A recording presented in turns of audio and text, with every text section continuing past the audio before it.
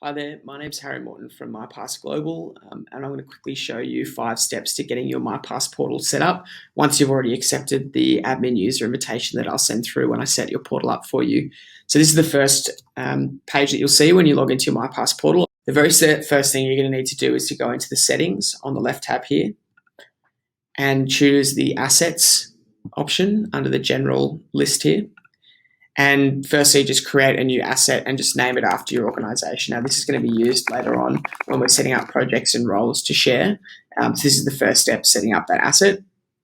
Once that's done, up the top here, if you jump into users, this is where you can invite in any admin users from your organization who are also going to be accessing the portal. So it's as simple as clicking here to add the admin user, entering their email, entering their first and last name, clicking next, and then setting the user group initially to set up there. And this super admin option will give them access to everything to start, but we can also change that later on. Next, what you'll need to do to set up the role is to jump into the projects tab and create a new project. Now, you can just name this after the role that you're advertising for, unless you have multiple roles under one project. For example, an event that might have multiple roles, so you could name it after the event there. Once you save that, you can open up the project. You'll be prompted to actually create the role that you'll be advertising. Our classification here will always be volunteer. That's just the role type. You can enter your role name there as you like. Reference and description are just internal, so they won't be seen by the volunteers, so that's not necessary. You can enter the start date for your role. If that's ASAP, you can enter today. Otherwise, if it's in the future, you can enter that as well.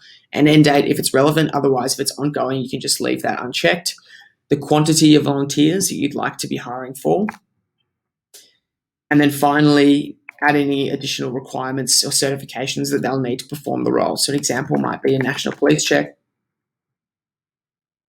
Add in there, make sure you click recruitment and compliance, save that. And that just means that when the volunteer goes to apply, they'll see that it's going to be required for them to have that police check moving forward. They can still apply if they don't have it uploaded to their passport yet, but it's just letting them know that down the line they are going to have to get that organised, whether that be through your organisation or on their own. Then finally, you can just hit create the role. And what that's going to do is create the role and show you the applicant tracking system here, which will be used once you start receiving applications to screen them and move them through this process all the way through to confirmed. The next step you have to do here is just edit the posting descriptions, which will customize the application page that volunteers will see. Make sure you click open to public up in the right-hand corner here so that everyone can view the application page. Then enter the role description, which is any information about the role that you want the volunteers to know before applying. That can be as detailed or as simple as you like. It's totally up to you. And then finally, they'll also see those requirements that you've included before, and you're also able to include an application closing date. Otherwise, you can leave that open if you want it to remain open in future.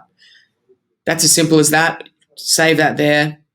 Once you've saved it, all you need to do is copy this URL here, this orange URL, and send that through to the weVolunteer team at weVolunteer@volunteerinvictoria.org.au, as well as any requirements you have for them sharing it with the volunteer pool, whether that be you're looking for volunteers in a specific location or with specific training or skills. Once you share that through to the team, they'll share that role onto the volunteer pool, and then you'll start receiving applications back in here. And we'll go through that in the training session that we'll meet and go through together when the time comes. Otherwise, those are the 5 quick steps to getting your portal started. If you have any questions, always feel free to reach out to me or the weVolunteer team. Thanks.